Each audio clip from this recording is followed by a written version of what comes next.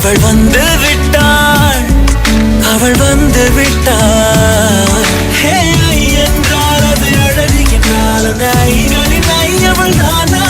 ஹே ஐ என்றால் அது கடவுள் என்றால் அந்த கடவுளின் துகள் அவள் தானா?